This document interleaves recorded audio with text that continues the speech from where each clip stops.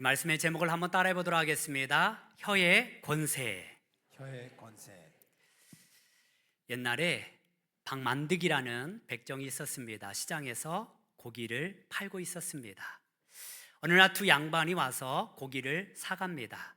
한 양반이 와서 이제 고기를 사가는데 이 만득이에게 이렇게 말합니다. 야, 만득아, 고기 한 근 다오. 그러자 만득이는 고기를 썰어서 한 근을 내어 주었습니다.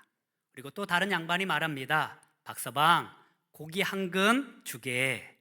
아주 부드러운 음성으로 말을 했습니다. 그리고 이제 이 만두기는 고기를 썰어서 그 양반에게 주었습니다.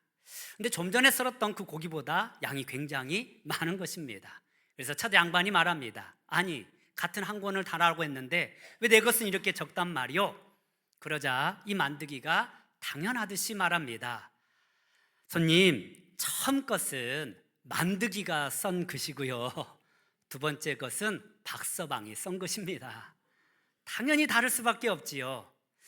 여러분, 말 한마디에 고기의 양이 달라졌습니다. 우리도 마찬가지입니다. 살아가면서 우리의 말 한마디에 우리의 인생이 달라질 수 있습니다. 복은요, 우리가 만들어 나가는 것입니다. 특별히 여러분의 입술이 복의 근원이 되기를 바랍니다. 말은요, 사람의 마음과 마음을 이어주는 다리의 역할을 합니다. 정다운 말 한마디가 한 사람을 기쁘게 합니다. 작은 말 한마디가 하루를 행복하게 만들어 나갑니다. 사랑합니다. 고맙습니다. 당신이 있어 참 행복합니다. 이런 작은 말 한마디가 우리 관계를 아름답게 하고 더욱더 풍성해지게 하는 것입니다. 우리 옆 사람에게 이렇게 한번 이야기해 봅시다. 당신이 있어서 행복합니다. 우리 옆 사람에게 다시 한번 인사하겠습니다. 당신이 있어서 너무나 좋습니다. 그런데 그 가운데 그렇게 행복하지 않은 사람들이 있는 것 같아요. 그 말 한마디가 오늘 하루의 질을 만들어가는 거예요. 여러분의 말 한마디가 우리 인생을 만들어가는 것입니다. 사도 야고보는요, 이 말의 중요성을 너무나 잘 알고 있었어요. 여러분, 그 한 사람의 말은요, 그 사람의 인격을 대변하는 것입니다. 이 말의 중요성을 너무나 잘 알고 있었던 사도 야고보는요, 그 혀가 우리 인생 전체를 흔들 수 있다는 그것에 주목하게 됩니다. 그리고 오늘 본문에서 사도 야고보는 혀의 권세를 세 가지 비유를 들어서 설명합니다. 첫 번째는요, 혀는 말의 재갈과 같다라고 말합니다. 한번 따라 볼까요? 혀는 말의 재갈입니다. 이 말은요, 우리 말이 아니라 달리는 말을 의미하고 있습니다. 이 말을 타기 위해서는요, 먼저 선행되어져야 할 것이 있습니다. 안장을 얹어서 탈 준비를 하지만 가장 중요한 것은 그 입에 재갈을 물리는 것입니다.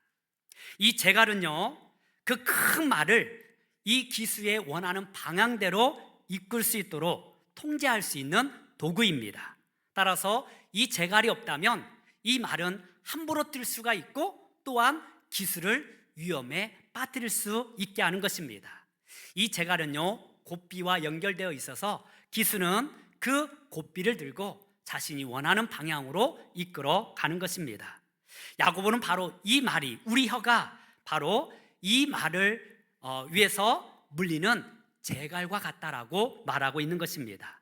여러분, 재갈은요, 말의 힘을 억제하는 것이 아니라 올바른 방향으로 이끄는 도구입니다. 우리 인생도 마찬가지입니다. 우리의 혀가 내 안에서 통제되어졌을 때에 나의 삶을 바른 방향으로 이끌 수 있는 것입니다. 나의 말이 통제되지 않으면 우리는 화를 당할 수 있는 것입니다. 따라서 재갈은 속도보다 방향을 잡아주는 도구입니다. 우리 말을 하고 싶을 때 또 그 하고 싶은 말을 다 할 수는 없는 것입니다. 정제된 말을 할 수밖에 없는 것이 우리의 삶입니다. 따라서 우리가 말을 할 때에 한 번 더 생각해야 돼요. 그리고 그 말을 정죄할 수 있어야 합니다. 여러분, 고삐가 풀린 그 말은요, 함부로 달리고요, 그 힘을 제어하지 못해서 사람을 해롭게 할 수 있는 것입니다. 우리의 말도 마찬가지요, 나뿐만 아니라 다른 사람들도 해할 수 있는 것입니다. 따라서 말하고 싶다고 해서 다 말해서는 안 될 것입니다. 우리 입술에 재갈을 물려서 나의 말을 통제할 수 있는 능력이 우리 가운데 있기를 바랍니다.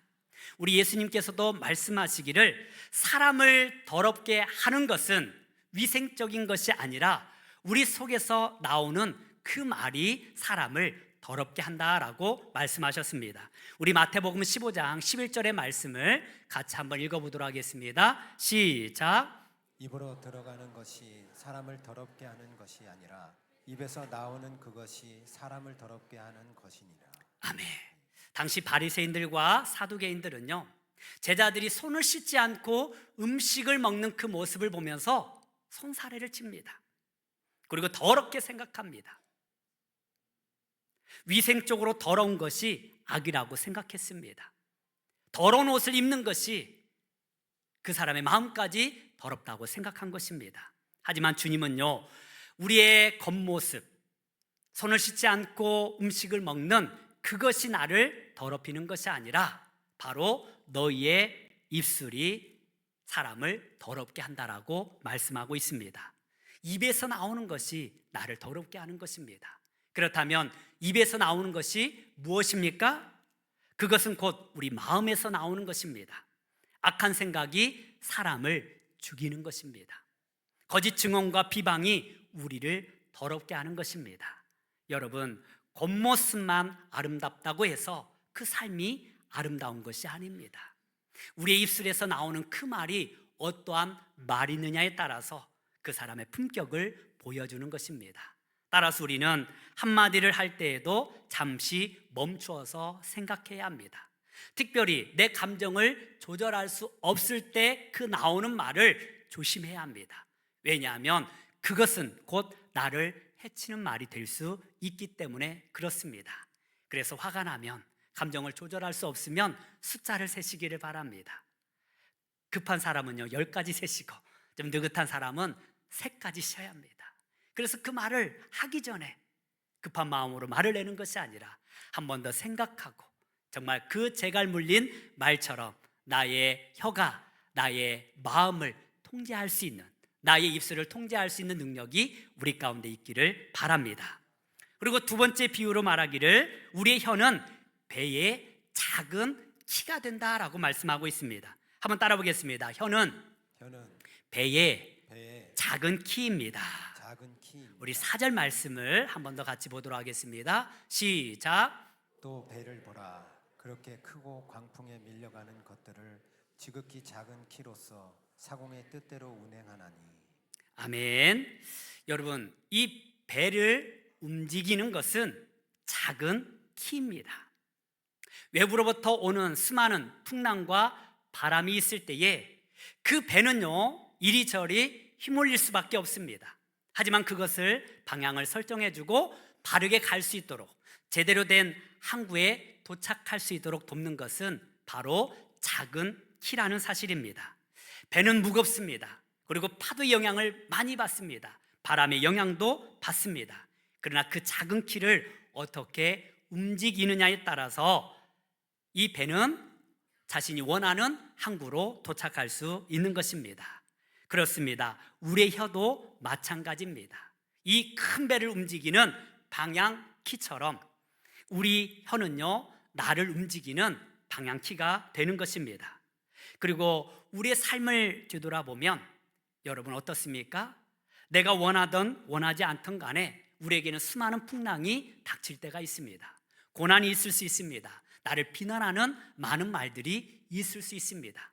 그러나 거기에 우리가 어떻게 반응하느냐에 따라서 나의 인생이 달라지는 것입니다. 그렇습니다. 우리에게 수많은 어려움이 있고 수많은 고난이 있고 또한 수많은 험담하는 말이 있다 할지라도 그것을 우리가 내 마음으로 다스릴 수 있는 능력이 우리 가운데 있기를 바랍니다. 내가 내뱉은 말은 우리의 인생이라는 배의 방향을 결정하게 되는 것입니다.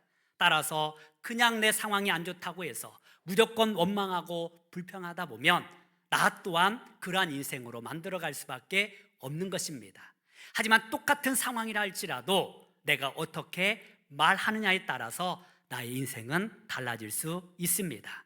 따라서 우리는요, 원망하고 불평하는 말이 아니라 감사로 우리의 삶을 아름답게 만들어 나가야 합니다.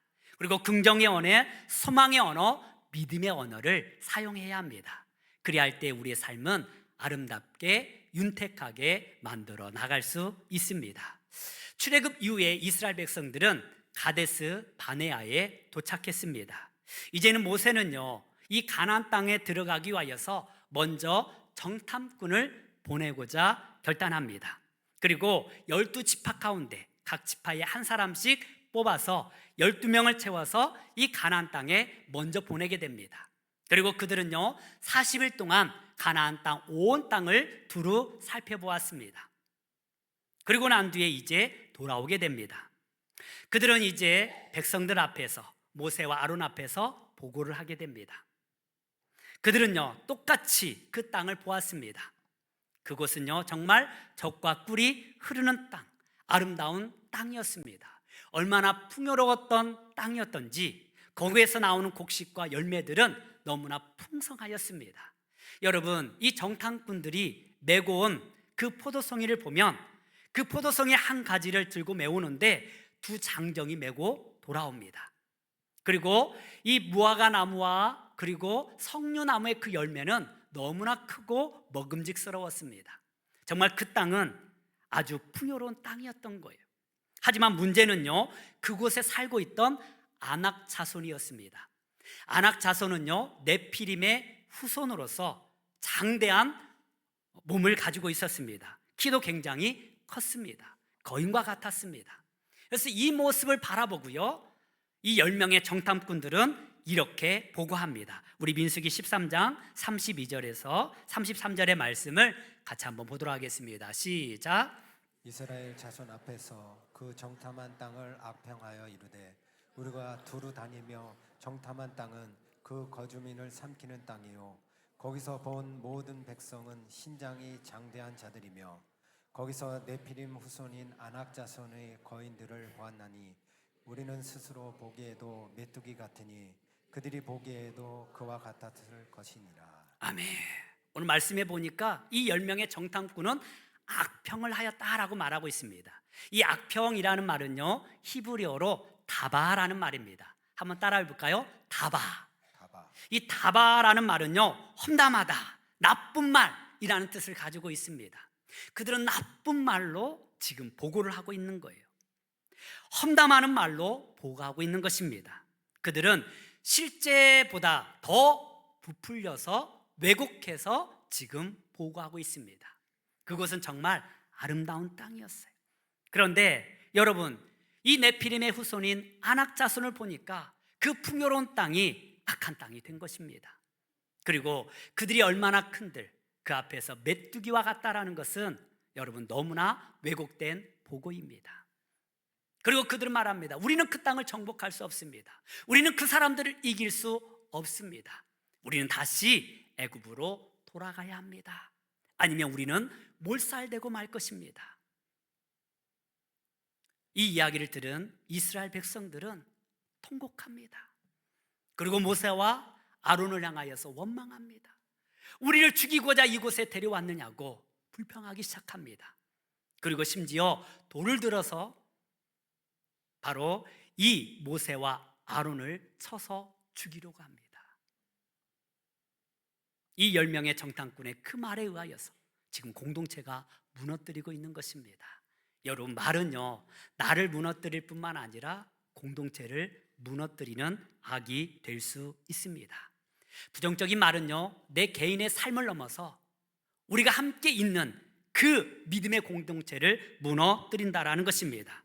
실제로 이 보고 후에 이스라엘 백성들의 그 악함을 보십시오. 그들이 얼마나 하나님 앞에서 또한 모세와 아론 앞에서 그렇게 악을 행하고 있습니까? 이에 반하여서 여호수아 갈렙은 달랐습니다. 똑같은 상황을 보고 왔습니다. 똑같은 사람을 보았습니다. 하지만 그들은 믿음의 사람들이었습니다. 여호수아 갈렙은 이렇게 보고합니다. 우리 민수기 14장 7절에서 8절 말씀을 함께 보도록 하겠습니다. 시작. 이스라엘 자손의 온 회중에게 말하여 이르되 우리가 두루 다니며 정탐한 땅은 심히 아름다운 땅이라. 여호와께서 우리를 기뻐하시면 우리를 그 땅으로 인도하여 들이시고 그 땅을 우리에게 주시리라.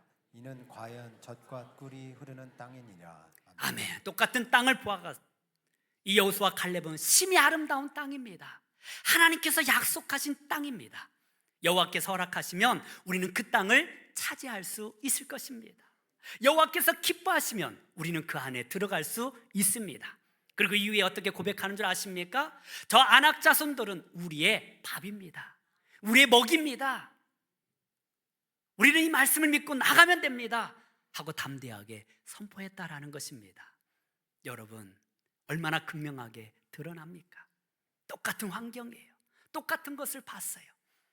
하지만 그것을 보고 원망하고 불평하고 악담하는 사람들이 있는가 하면 오히려 그것을 기회로 삼고 하나님의 영광이 나타날 수 있는 도구로 삼을 그런 사람들이 있다라는 것입니다. 결국 어떻게 되었습니까? 이 10명의 정탐꾼들은 가나안 땅을 밟지 못하였습니다. 광야에서 처참하게 죽음을 맞이했어요. 그리고 함께 동참했던 이스라엘 백성들도 그 땅에 들어가지 못했습니다. 다음 세대가 들어갔다라는 거예요. 그런데 놀랍게도 이 여호수아와 갈렙만이 그 약속의 땅, 풍요로운 땅, 하나님의 약속의 땅에 들어갔습니다. 똑같은 상황에서 우리가 어떻게 반응하느냐, 어떻게 말하느냐에 따라서 결과는 달라지는 것입니다. 여러분, 믿음은요, 무엇을 보느냐가 아니라 어떻게 말하느냐에 따라서 달라지는 것입니다. 우리 말은 믿음의 언어가 되기를 바랍니다. 안 된다, 할 수 없다 라고 말하는 사람은 안 되는 방법만 찾게 돼요. 그리고 안 될 수밖에 없어요. 그러나 할 수 있다, 하면 된다, 해보자 라는 사람은 가능성을 찾습니다. 그리고 결국 그 일을 이루어내는 것입니다. 우리 예수님도 말씀하셨습니다. 사람으로는 할 수 없으나 하나님으로서는 모든 것을 할 수 있느니라. 사도 바울도 말합니다. 내게 능력 주시는 자 안에서 내가 모든 것을 할 수 있느니라. 여러분, 우리의 결심은 자주 무너지고 늘 환경에 따라 갈팡질팡할 때가 많습니다. 그러나 나의 감정, 내 생각 의지하지 마시고 하나님의 말씀을 붙드시기를 바랍니다. 그리고 믿음의 언어를 사용하시기를 바랍니다. 혀의 권세는요, 그 말하는 대로 이루어지는 거예요. 하나님께서는 우리에게 혀의 권세를 허락하셨습니다. 여러분, 말하는 대로 나의 삶은 만들어지는 것입니다. 여호수아 갈렙의 이 담대한 말이 그들을 축복의 땅으로 인도하신 것입니다. 바라기는 우리의 모든 언어들이 믿음의 언어를 통하여서 우리의 삶을 아름답게 만들어 나가시기를 간절히 소망합니다. 세 번째로 사도 야고보는요, 혀는 작은 불이다 라고 말하고 있습니다. 한번 따라하겠습니다. 혀는 작은 불입니다. 우리 5절에서 6절 말씀 계속해서 함께 보도록 하겠습니다. 시작. 이와 같이 혀도 작은 지체로되 큰 것을 자랑하도다. 보라, 얼마나 작은 불이 얼마나 많은 나무를 태우는가. 혀는 곧 불이요 불의의 세계라. 혀는 우리 지체 중에서 온몸을 더럽히고 삶의 수레바퀴를 불사르나니 그 사르는 것이 지옥불에서 나느니라. 아멘. 여러분, 아무리 큰 불도 작은 불씨에서 시작되는 것입니다. 그런데 그 불이 통제될 때에는 우리에게 따뜻함을 주고 사람을 이롭게 합니다. 하지만 그 불이 통제되지 않을 때에는 큰 산을 불태워버립니다. 모든 숲을 불태워버립니다. 심지어 우리가 살고 있는 집들도 다 태워버립니다. 강원도에 산불이 많이 일어나죠. 작년에 의성지역에서 일어났던 그 산불, 작은 불씨에서 시작된 그 산불이 정말 모든 나무와 숲을 다 불태워버렸습니다. 모든 집들과 가축들을 죽였습니다. 이 작은 불씨가 그렇게 크게 화로 다가올 수 있는 것입니다. 이처럼 우리의 말이 통제되지 않으면 우리의 관계를 무너뜨리고 마음을 상하게 하며 공동체를 깨뜨리는 것입니다. 눈에 보이지 않지만 이것은 우리의 영혼을 파멸로 이끌어가는 것입니다. 아주 사소한 말 한마디가 한 사람의 인생을 무너뜨리게 할 수 있습니다. 문제의 시작은 작은 말 한마디에 시작되어져요. 그 사람이 좀 그래. 사실 내가 들은 얘기인데 거기서부터 시작되어지는 거예요. 이렇게 시작된 말은 사람에게서 사람에게로 흘러가고, 그리고 어느새는 나중에는 되돌릴 수가 없는 것입니다. 여러분, 올드보이라는 영화를 보셨습니까? 2003년에 개봉된 영화입니다. 우리 박찬욱 감독, 최민식 주연의 영화입니다. 이 작품은요, 말 한마디가 인생을 어떻게 파괴하는지를 우리에게 보여주는 영화입니다. 한 평범한 학생이 있었어요. 이제 그 학생이 이사를 가게 됩니다. 근데 이사하기 전에 한 친구에게 이런 이야기를 합니다. 내가 들은 이야기인데 그 친구 말이야, 좀 이상한 관계이던데? 그런데 그것이 큰 파장을 일으켜서 전혀 알지 못하는 방향으로 흘러가게 됩니다. 이 친구가 떠나가고 난 뒤에 이 말했던 대상의 집이 풍지박살이 납니다. 그 말이 퍼지고 퍼져서 한 가정을 완전히 무너뜨리게 된 것입니다. 그리고 수년 후에 그 가벼운 말을 했던 그 사람은 상상할 수 없는 고통 속에 머물게 됩니다. 이유는 단 하나였습니다. 그가 던진 한마디 말 때문이었습니다.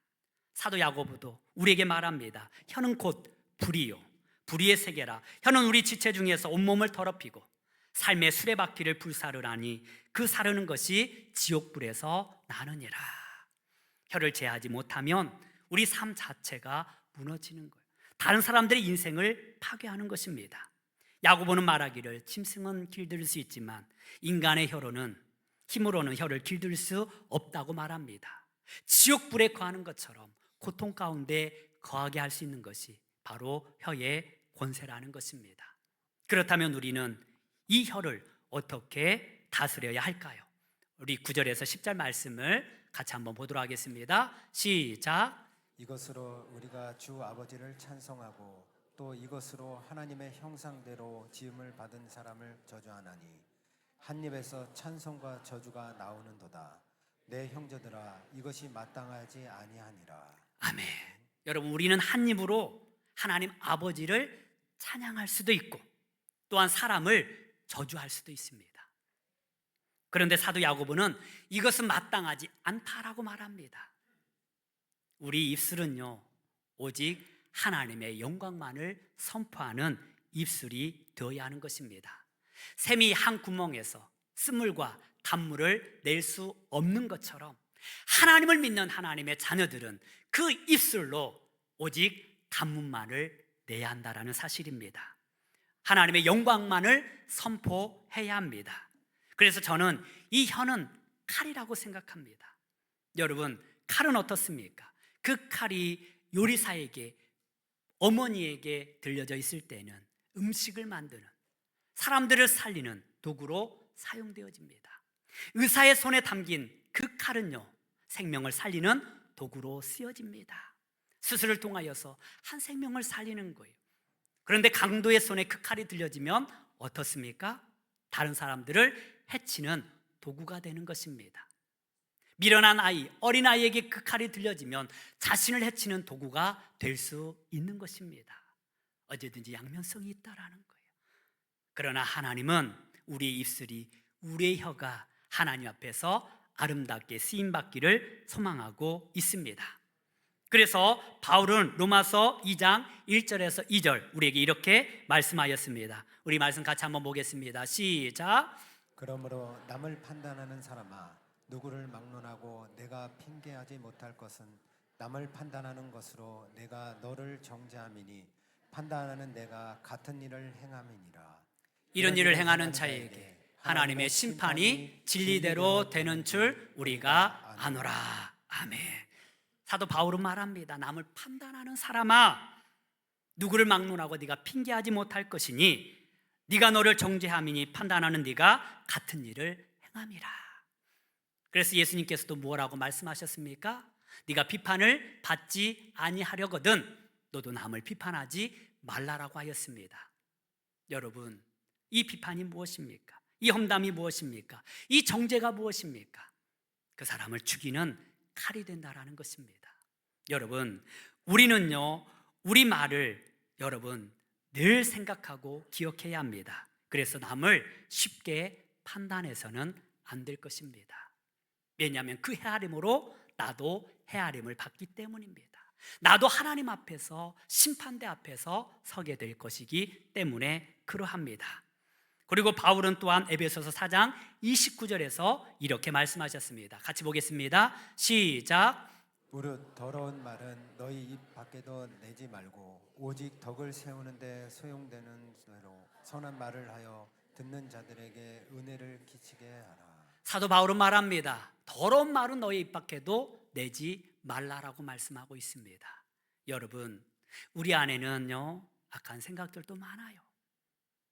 그러나 그것을 다 드러내서는 안 될 것입니다.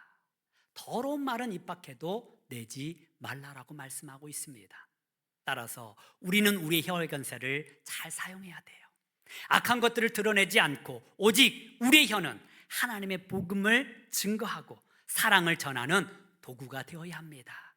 여러분, 사람을 격려하는 말이 사람을 살리는 거예요. 응원하는 말이 사람을 힘있게 만들어가는 것입니다. 여러분, 우리는 정죄하면 정죄할수록 더 위축될 뿐입니다. 그 사람을 깎아내리면 깎아내릴수록 나의 인격도 함께 깎아내려져 가는 것입니다. 따라서 우리는 정죄하는 말이 아니라 덕을 세우는 축복의 통로가 되어야 할 줄 믿습니다. 그래서 사도 야고보는요, 결론적으로 이 모든 것을 가능하게 하는 것은 바로 하늘로부터 오는 지혜를 너희가 구해야 한다라고 말씀합니다. 우리 야고보서 3장 17절에서 18절 말씀 마지막으로 한 번 더 보도록 하겠습니다. 시작.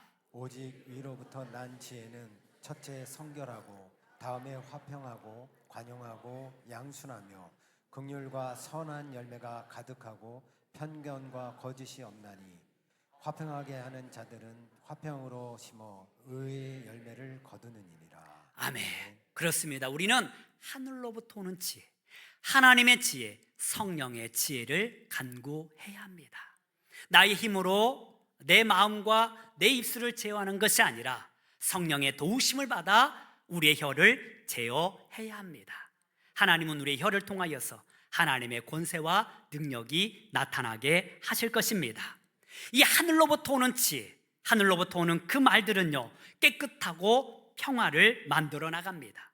부드럽고 긍휼이 가득합니다. 그리고 그 안에서는 선한 열매가 가득합니다. 편견과 거짓이 없습니다. 우리가 있는 곳에 시기와 다툼과 분열이 있습니까? 아니면 하나님의 화평과 하나님의 기쁨과 하나님의 회복이 있습니까? 우리는 이제 선택해야 합니다. 불같은 말을 할 것인가? 아니면 생명의 말을 할 것인가? 다투는 사람이 될 것인가? 아니면 화평케 하는 사람이 될 것인가? 사도 야고보는 서두에 말하기를 우리가 다 실수가 많지만 말에 실수가 없으면 온전한 사람이다 라고 말씀하셨습니다. 여러분, 이제 우리 혀에 재갈을 물립시다. 이제 우리 혀가 정말 배를 움직이는 그 방향키처럼 제대로 된 방향으로 나아가게 합시다. 우리의 혀가 하나님의 놀라운 복음을 증거하는 혀가 되고 그 혀의 권세로 말미암아 사람을 살리고 사람을 축복하는 도구로 만들어 나갑시다. 그래서 우리는 결단합시다. 나는 사람을 살리는 말을 하겠습니다. 나는 복음을 전하는 사람으로 살겠습니다. 나는 찬양하는 입술로 살아가겠습니다. 그렇게 하나님의 평화를 이루어가고 주의 복음을 증거하며 세상을 살리는 거룩한 도구로 우리의 혀가 주님 앞에 쓰임받기를 주님의 이름으로 축복합니다. 기도하겠습니다. 입술의 열매를 창조